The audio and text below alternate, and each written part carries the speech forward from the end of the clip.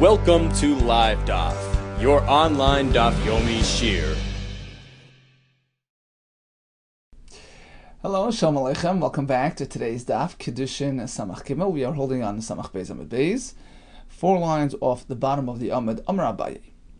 Says Abaye, I'll give you a list of 3 Tanoim who all hold similar views regarding the halacha that we learned yesterday. It's Rabbi Yehuda ben Yaakov, Rabbi Meir, Kulu. All of them are on the same track. Sviralu, they hold Adam Makne. One can give away, can make a transaction, can make a kinyan on even something which is a davar shaloi bala olam, something which doesn't yet exist. He can make that personal commitment and have that transaction, land, on, applied to that thing eventually when it comes into existence. Now Rashi points out that we need some sort of semblance of existence right now already. And the point is that even though it's not fully developed, that's what we mean when we say Shaloi Ba'olam. It's not fully here. It's not fully accessible. That's okay. That's sufficient for even a transaction to take place now. Where do we find that, in fact, these 3 Tanoim conform to this Shita? Rabbi Yehuda ben Yaakov, well, Hodamar, as we had yesterday, you can make a KIDDUSHIN,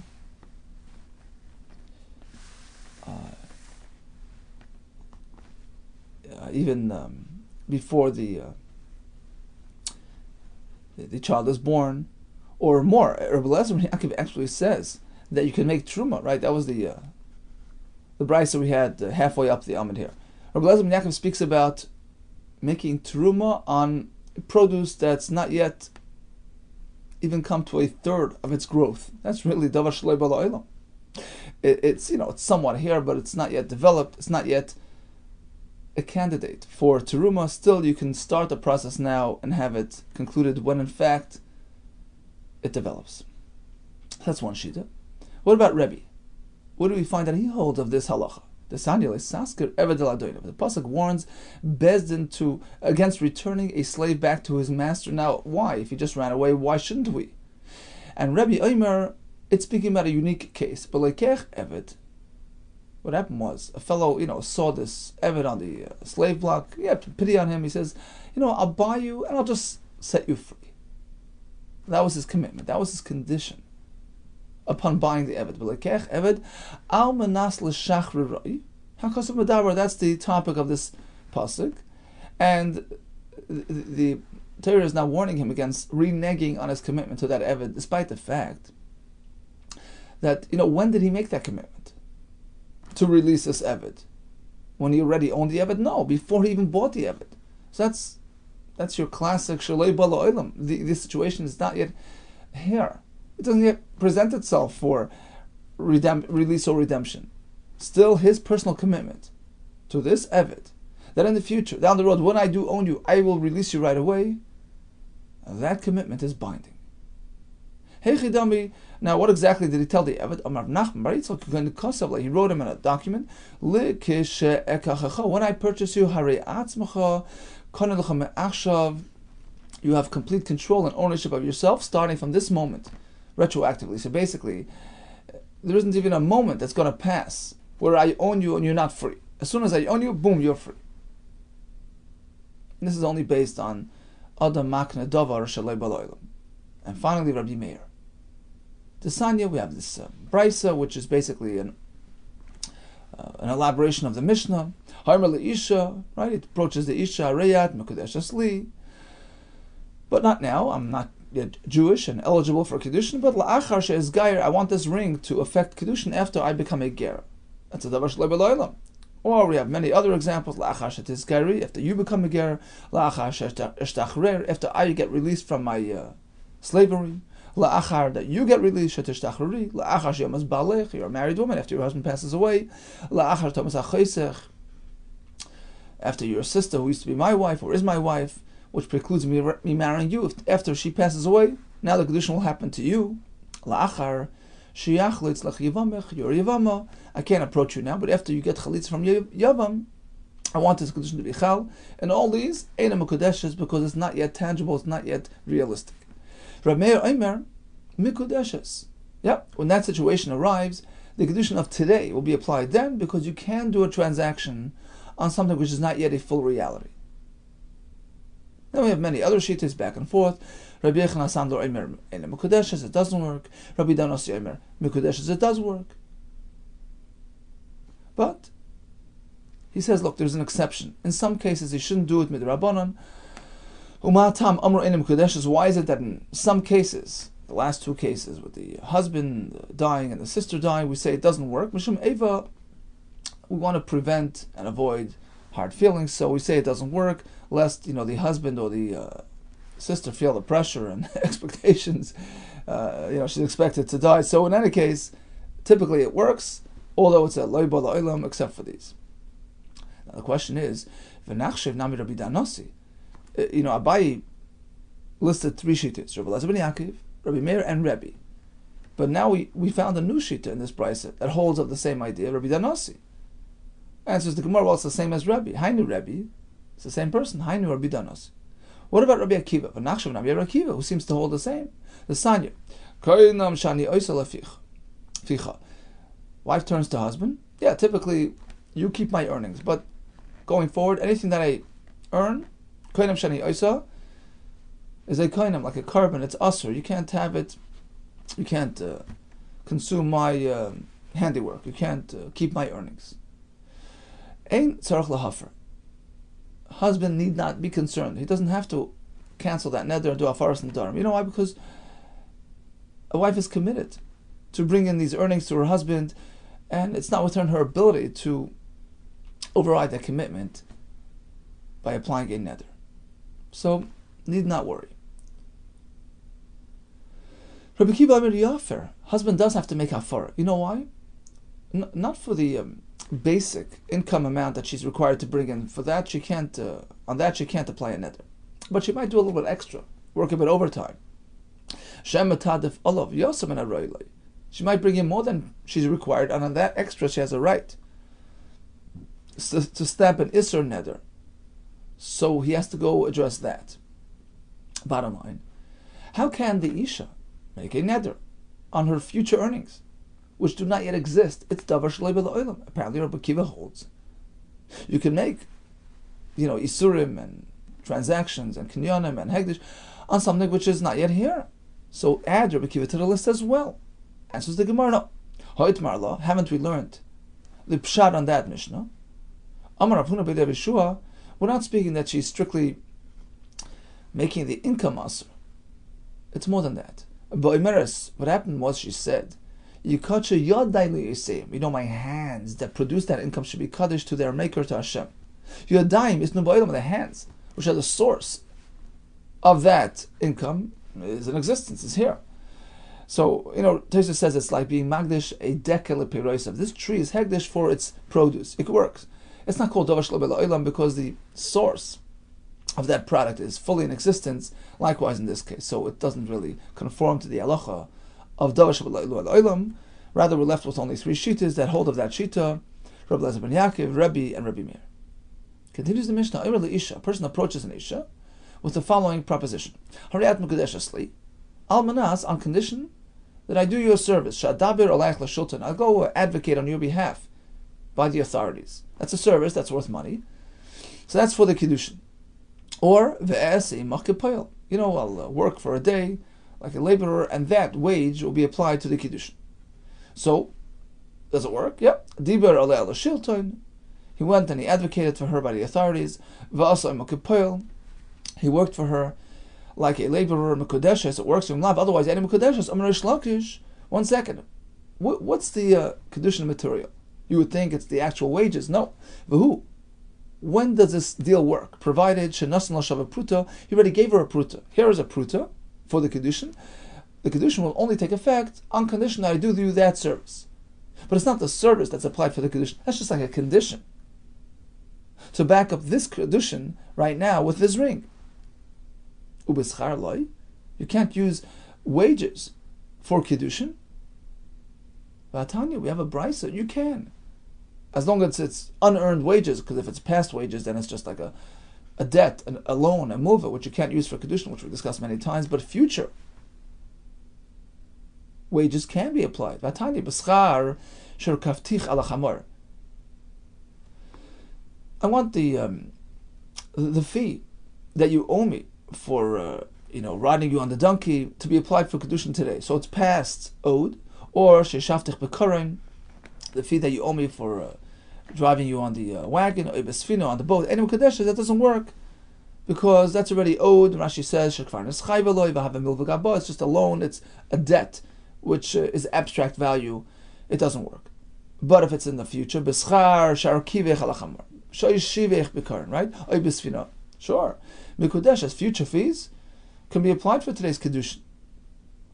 So, same in our Mishnah. Why do we need an extra pruta to activate the Kiddushin? What's wrong with the wages on their own? Perhaps you'll say that perhaps this brisa, speaking about riding on donkeys, wagons, and ships, is speaking where he actually gave her another pruta in addition to all that, and that's required. No, he's clearly speaking about the fees, and only the fees being applied for Kiddushin. We have another brisa which says the same. The Isha says, look, keep me company, and that will be the fee for Kiddushin, or schayk lefanai, do some comedy in front of me, rekay lefanai, dance, asay kedimas hazeh, build me this row of bricks for Kiddushin. Does it work? Sure, if it's worth something. Shaman, we praise it. If it has a value of a pruta, fine. Otherwise not. Clearly, wages and fees can be applied for Kiddushin. We don't need additional prutas. But the pruta, well, you'll tell me this case as well. This Bryce is also speaking when he gave her a pruta in addition to all that service. But it's incorrect. The Bryce clearly says we have to appraise it. Why would that be necessary if you already gave her a pruta? So to Yufta the Rish Lakish, in fact, this Bryce disproves Rish Lakish that we don't need an additional pruta. So what's the answer? Why did Rish Lakish insist on a pruta to start the deal? Amalch Rish Lakish. You're right, there are two separate opinions. And it's based on that old discussion. How do we define wages? Is it earned on an ongoing basis, incrementally? Every drop of work, every pruta earns me that pruta, in which case, when I move on to the next pruta, the first pruta is like just a debt, past owed, and it's a milva which cannot be applied for Kiddushin. That's called yeshen al-ischirus. Wages are earned mitchilav atzoif, starting at the beginning of the job, and incrementally continuing perpetually until the end of the job, in which case it cannot be used for Kiddushin. Or yeshna l'schirus, wages are activated and applied only at the very last moment. And now when I return the item free of charge, I'm giving her something of value for Kiddushin. That's not called milva. So this discussion, this shaila in Avu Gemara, whether fees, services can be applied for Kiddushin, or is there a need to actually add another tangible pruta? Well, it depends on that question. And Rish Lakish had reason to believe that our Mishnah holds that wages cannot work for Kiddushin because it's an incrementally earned thing, it's a milva. Therefore, you need an additional pruta, whereas the Brisa disagreed. Wages are fully legal for Kiddushin. Okay?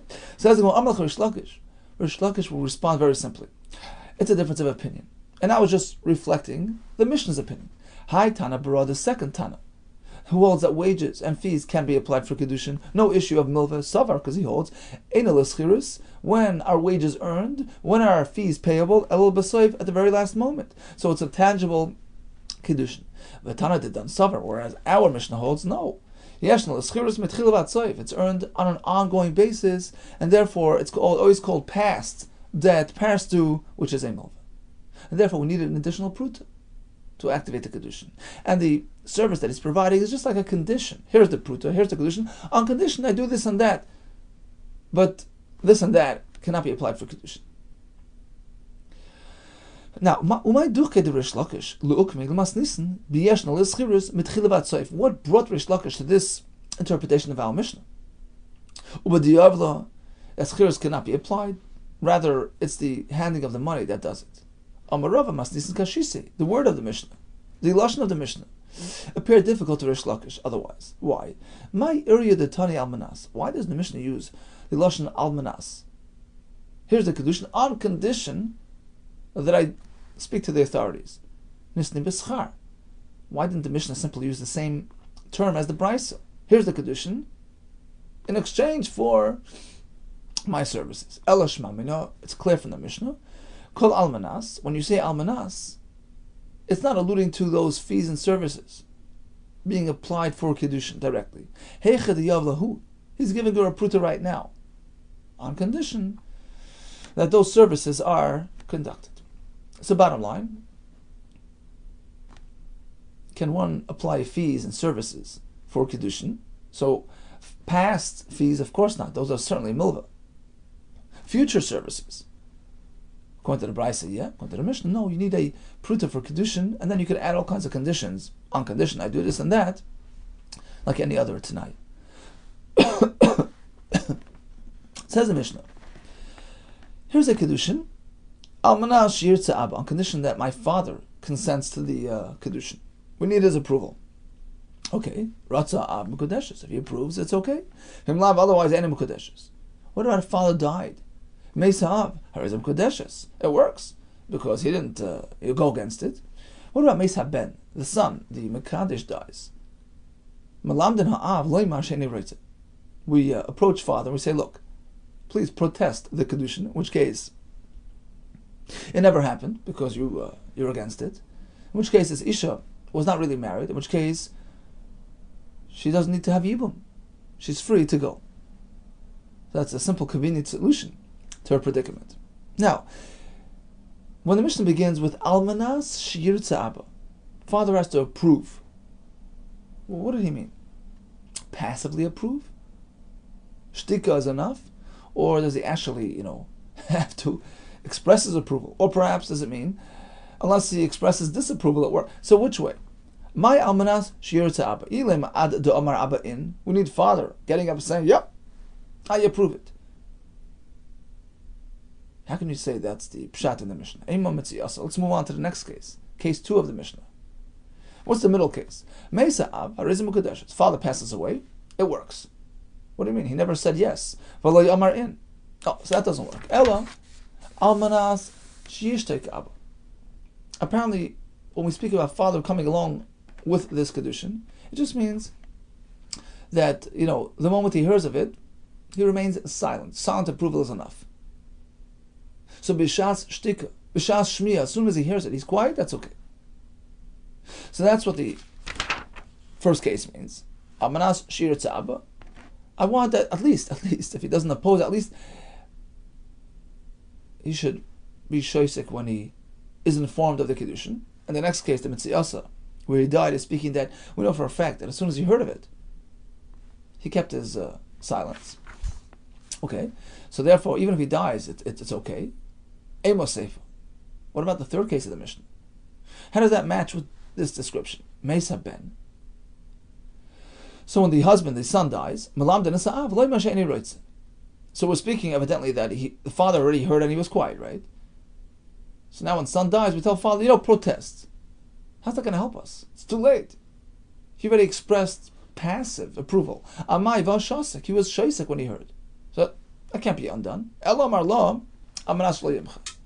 So apparently the Seifa, case 3 of the Mishnah, is a slightly different variation of this halacha. Instead of passive approval, what he told her was like this. On condition my father never expresses disapproval. And, there's no time limit to that. So even if he was okay with it until now, when son dies, we turn to father and we say, look, get up and disapprove, be moich, to undo the whole deal. So now we have sort of 2 variations of this halacha in the same Mishnah, without the Mishnah expressing that we just shifted cases. Reisha b'chatamo, u'mitzuyasa v'seifa b'chatamo. Basically, it turns out that we have 2 parts of the Mishnah. Right? We have the Reisha, we have the mitzuyasa and the seifa.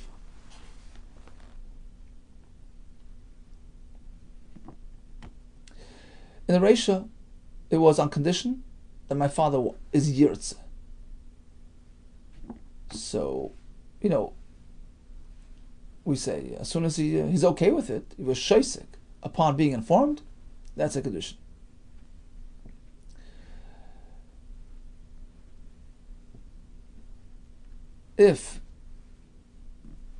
And then we move on to the next case, where it says, father died, it's mikudeshes, which sounds like he has his whole entire life to get up and express disapproval. So here we're shifting cases. It's not dependent upon his passive approval, which he already did, which is too late to undo. So apparently now we shift to a different case. He told her, look, Here's your Kiddushin, on condition my father is not moich. And that allows him to come back and protest until the end of his life. There's no deadline to that. And therefore the Mishnah says, look, if he dies, then there's no more possibility of being moich protesting, and she's mekudeshes. So we just shifted cases. It's dependent upon his lack of protest. And then we have the third case as well, which is also linked to this case. But if son dies, we tell father, look, get up and be moich. And it works, despite the fact that he expressed his passive approval. He was silent. Doesn't matter, because now we're speaking about a different case where it was dependent upon his lack of protesting. And once he protests, he undoes the Kiddushin, irrespective of how many years later it is. So basically, we're splitting up the Mishnah. Reisha b'chad tama. Case number one of the Mishnah, where the Mishnah says, Ratza av mekudeshes, without any,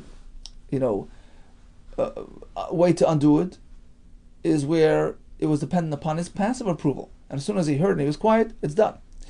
Umitziyas of a seifan, the middle and last case of the Mishnah, b'chad tama is a different case, where the Kiddushin was dependent upon his lack of expressing disapproval, which he has, which he can do endlessly, for the rest of his life.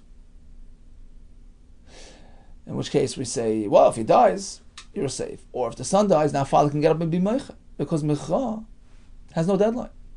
Is that the pshat in the Mishnah? We're shifting and switching cases without the Mishnah actually saying so? Rabbi Yehuda, yep, that's correct. That's the only way to learn the Mishnah properly.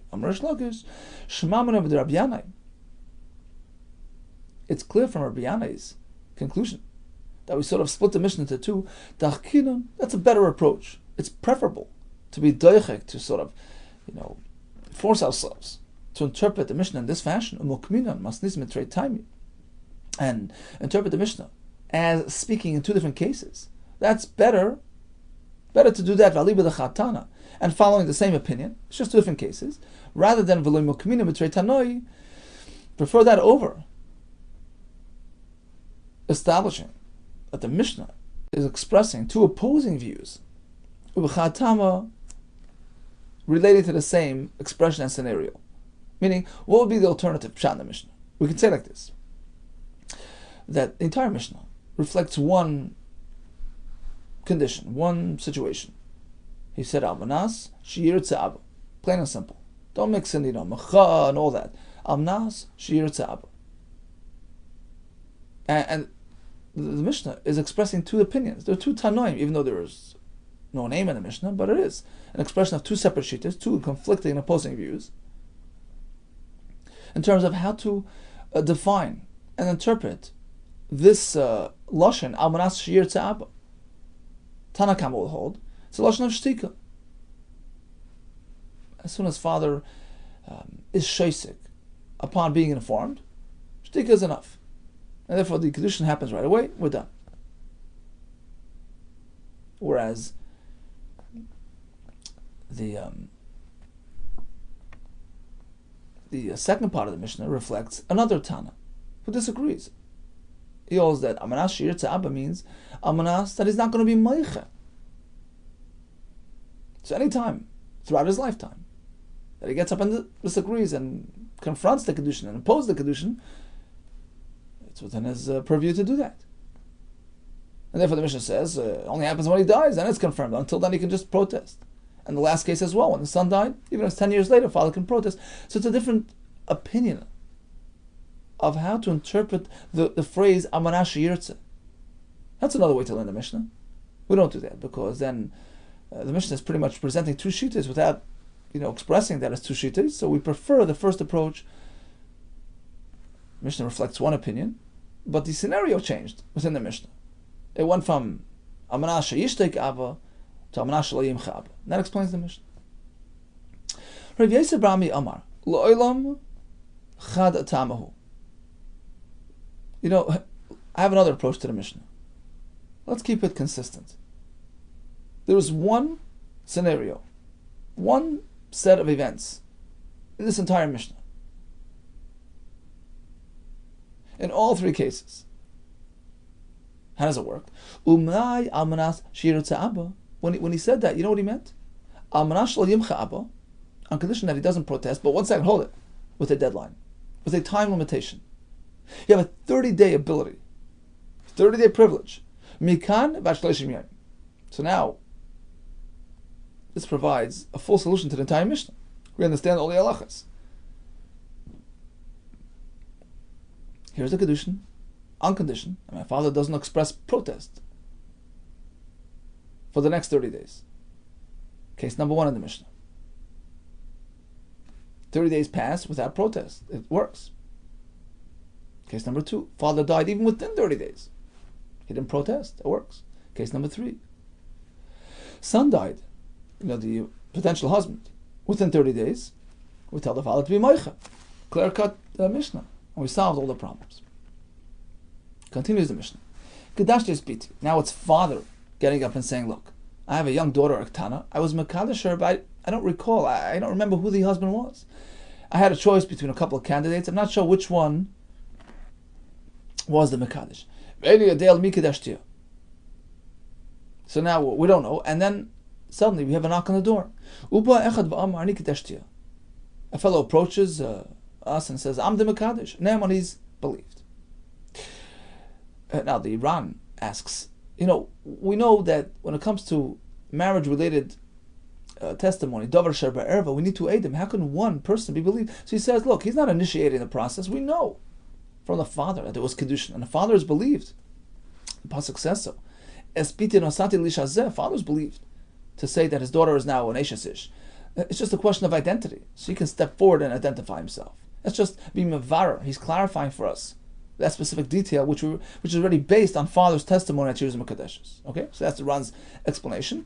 We believe this fellow when he says, I am the Mekadesh. What if we have conflicting accounts? We have two fellows, Reuven and Shimon, both claiming rights. Reuven says, I'm the Mekadesh.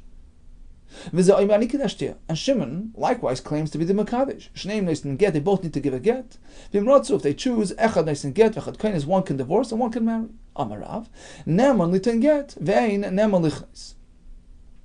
the first case, where Reuven approaches the father and identifies himself as the husband, he's only Neman to give a get. We trust him with respect to having to issue a divorce. But he can't go and marry her. Why? Neman get, for a get, we believe him. A person is not tempted to sin with respect to something that he has no benefit from. So he has no benefit. We trust him and require a get. But he's not believed to marry her. Perhaps he's overcome by his desires. He's not trusted. Perhaps he has an agenda, and we can't believe him. That's Rav's opinion. Rav Asi disagrees. Rav Asi Omar, he's believed all the way. When the Mishnah says Neman, it means all the way. Af Neman Lichnois, he can actually marry her. Rav Asi, but even Rav Asi would agree that in the following case he's not believed. Why? Because let's just step back for a moment. Why does Rav Asi trust him all the way? So Rashi explains because he's fearful of this father. He's afraid. He's not chatzef to go propose himself as the husband when he knows that a minute later another fellow can show, or the father might realize that he's not the Mekadesh and dispute his account, contradict him. He's afraid. He has enough self-respect, at least in the olden times, enough self-respect and prestige not to propose himself as the husband when he's really not. But, says Rav Asi, even Rav Asi would agree that if this factor, this shame factor, this fear factor is not in existence, then you can't trust him. For instance, when it's not the father creating this havoc, it's the daughter herself. But suppose the Isha gets up and says, this Kadashti, you know what, I underwent Kiddushin, I'm not sure with whom. Ve'eni Yadas, Laminis Kadashti.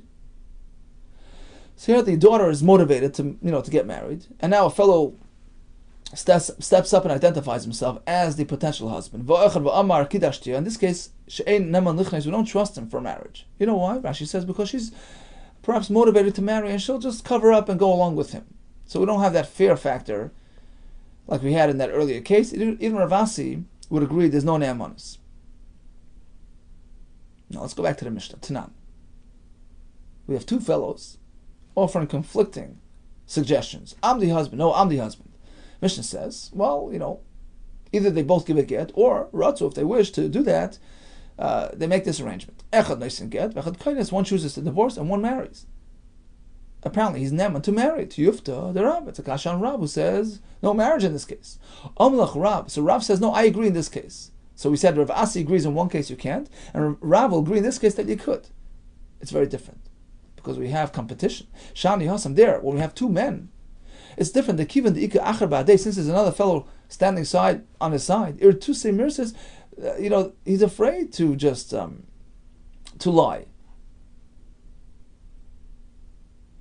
and go ahead and marry her, because the father now he has a lineup, and it's perhaps easier for him to identify who's the legitimate husband, who's not.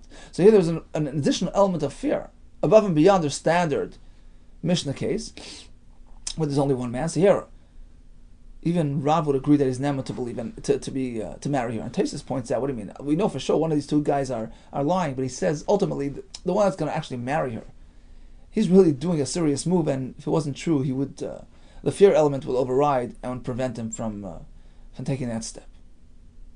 Okay, so in summary, a fellow suggests that he's the Mekadesh. He needs to give a get. What about marrying? Rav says no marriage. Rav Asi says yes marriage. Rav agrees. In this case, where we have two people, there's that added fear element, he's never to marry. Rav Asi agrees. When there's no fear element, when it's Isha herself who's proposing this whole story, there a fellow steps up and offers his assistance, you can't marry. Tanakh say to Rav Asi, we have a right to Rav Asi, that the Ne'amanis goes all the way. Kiddashti Espiti, right? I married my daughter off, I'm not sure to whom.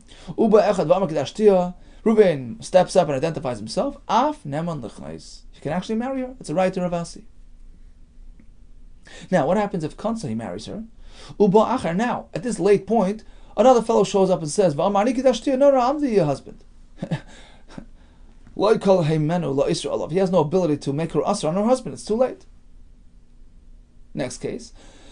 Now it's the woman herself speaking about her kiddushin. I'm not sure to whom. Reuben shows up as the husband. No, there's no ne'emanis. Why? Like we said before, because she's going to cover for him and go along with him. There's no ne'emanis. Okay, so that's the first machlokes between Rav and Rav Asi. Here comes the next shayla. So the Bnei Yeshiva wanted to know, Ma'u liskal al yadai.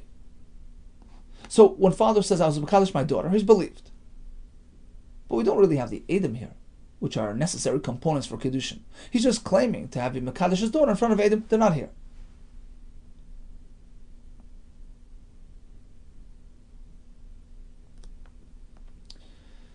So at this point, she's now in limbo. She's usher until we identify the husband.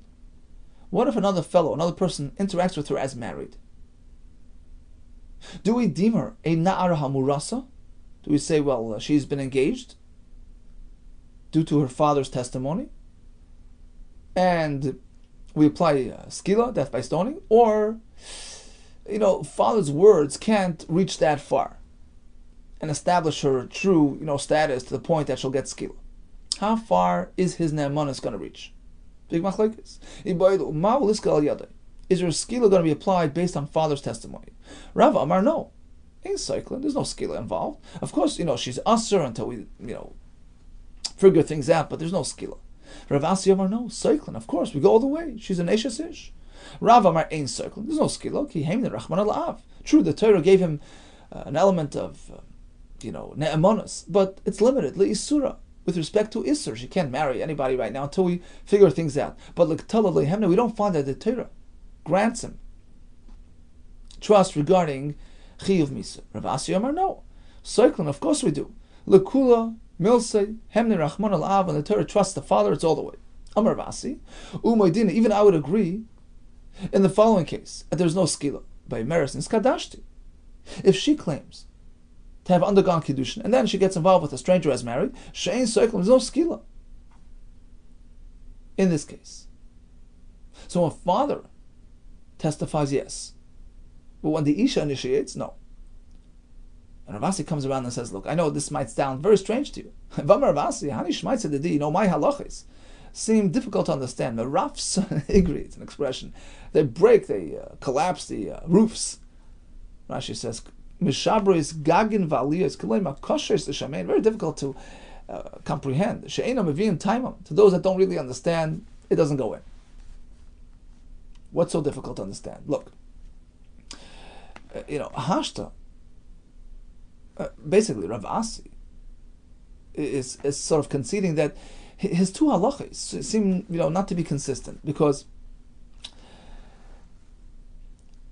we have two different types of cases, two possibilities: father claiming mekudeshes and Isha herself claiming mekudeshes. Now, what happens in each case? Let's analyze them case by case according to Rav Asi's opinion. We're dealing with two separate questions. One is whether a skila would be applied, and one is the other question: when a fellow steps up to the plate and identifies himself, can he actually proceed and marry her? Right? We dealt with two separate questions today. Now, what happens in each of these cases?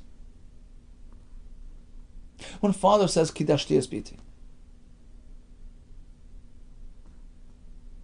we say, well, a fellow approaches and says, "I'm the one." According to Rav Asi, we're going Rav Asi now. He can be kindness, he can marry her. Right? What happens if she says, "I was Mekadesh myself," and this fellow steps up and identifies himself? No, you can't marry. Right? Like we explained before. So now, it seems to be an irony here. When a father said Kiddushti, Hashta, Uma b'makim, Shem ba lichnes kindness. So when father said Kiddushti, this fellow can now come and marry her. So apparently, there's a lesser concern, so to speak, a relatively lesser concern of the chazak of Eshes Ish, to the point that we allow this fellow to marry her. So the concern is less severe. The fact is, we're allowing this total stranger to come and marry her. Still, we say, 1 second. Amris Soklim. We say, no. She's so certainly considered an Eshes Ish that if she does something wrong, we consider her like a married woman and she gets skila. Despite the fact that there was some leniency involved as well, we allowed this fellow to marry her. Apparently, we didn't, come down so hard on her. Okay, so if that's the case, let's take it a step further. Certainly. In the other case, where the Isha is the one initiating the whole deal, I was Mekudesh to person, I'm not sure who, and then this fellow comes and identifies himself, we don't allow him to proceed and marry her, like we said before. So apparently, we come down very hard, we take it very seriously. Her status of Eshes Ish is very serious in our eyes. We don't just let any random person come and suggest his candidacy. Doesn't that lend to assume that this leniency, this astringency, should extend to skila as well? And certainly we should deem her as a confirmed and substantiated married woman, in which case skila would apply. So there's an irony in the story. Velohi, says Rav Asi, actually, let me explain myself. La'av hemnei rachmana lidida lo'yhemna. Very simple.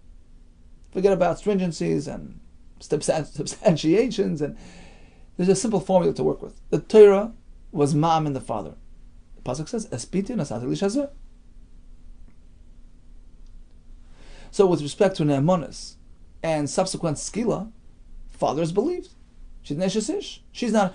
When she herself speaks about her status, she doesn't have an ne'emonis with respect to skila. We can't follow through and apply death penalty based on that statement. Very simple. So that addresses the skila discrepancy. By father, yes. By the Isha, no. But that's unrelated to the other issue, which was the basis of his kal v'chomer and the irony created. No. When it comes to allowing a stranger to marry her, the factors there are totally different factors at play. It's a question of psychology, of the fear factor, right? Like we explained before. When a father says, I was Mekadesher, and there's a fear factor, so we believe this fellow. When she claims as such, we don't believe him, because there's no fear factor. Maybe she'll cooperate with him. And the fact that we even consider her statement and make her usher, that's because of another totally different concept. Rashi brings the phrase Shavya anafsha chatichali isura. A person can deem himself something usher. I can say I'm usher with respect to his own status. I can make something usher for myself. I'm not imposing on you. I'm making an usher on me. So that she can do. So we've explained the entire sugya, says Rav Asi. Of course, there are differences. It's all in context. It's all a matter of what you're trying to achieve and the factors contained therein. So let's just quickly summarize. We're dealing with two separate questions and two separate cases. Father says, Kiddush Yaspiti. A fellow steps up, I'm the man. Rav says, you can give a get, but no more. Rav Asi says, you can even marry. Rav agrees. When there are two people, there's that competing factor. There is an additional fear factor. Of course, he's Neman. Rav Asi would agree. If the Isha herself is the one speaking about her Kiddushin, there's no fear factor. There's agenda concerns, and we don't believe this fellow. Regarding Skila. Father says, as Makadosh, my daughter, she becomes now Usher. Is your Skila? If she was Mizana, Rav says no, Rav Asi says yes. Rav Chizda Amar says the Gemara echad zeh v'echad zeh ein soiklin. Whether it's the father initiating the whole confusion or the daughter, there's no Skila involved. Because, the ne'amanis to a father is limited. He can speak about her marriage, but he can't take it to the point of punishments. With respect to the Skila, we don't believe him. V'azda, Rav Chizda Thu May, Rav Chizda is consistent with his statement elsewhere, that it's just limited ne'amanis. Dam Rav Chizda, b'ni zeh, look, my son here, ben tesha shana v'yom echad, he's already, somewhat of an adult, 9 years old, and he's ready for the, bia concept, meaning if he interacts with an erva, it's considered an act of interaction as married, in which case the partner who is an adult will get punished. Not him, because he's a katan. Or bitizu baskimol shan v'yamechad. Likewise with his daughter, she's already 3 years old in a day. Ne'aman lekarban avlei lemakis le'onchin. His ne'amanis only extends as far as karban. So if there's some sort of inappropriateness done, which requires an einish, so if it was done inadvertently by shaygig, there's a karban based on father's, testimony regarding their age. Avlei lemakis avlei le'onchin. The bezin cannot step in and apply his lashes or onchin. His ne'amanis is limited. Tanika Vasid Rav Chizda, we have a brisa as such. B'ni zeh ben yud gimel shana v'yamechad. Biti zu bas yud beit shana v'yamechad. Look, here's my son, bar mitzvah. My daughter's bas mitzvah. Is he ne'aman? Only with respect to halacha is that don't relate to punishments. Ne'aman l'nedarim, v'lecharam, v'legdeshes, v'le'erchim. So if they made a neder, or they made a cherem, which is a form of hegdish, or legdeshes, outright hegdish, or la'arachim, they committed to pay, this fellow's value to the Beis Hamikdash. Yeah. So the fact that the father established their adulthood triggers these obligations and commitments. But not when it comes to punishments, to consider them adults regarding makis and onshim, that he does not have the power to do, and that fits with Rav Chizda, but now sugi as well, that Kiddush Yaspiti is a limited statement. It makes her usher, but it stops at skila. Okay, let's recap today's daf. We started with a string of shites who all hold of adam makna shloi davar la'olam. We went on to the next Mishnah. Services and fees can be applied for kiddushin. We need father's consent or lack of protest, depending on how you learn the Mishnah. Next Mishnah discussed ne'amanos of a father or daughter with respect to a confusing kiddushin. All the best to you, and Hatzlacha Rabbah.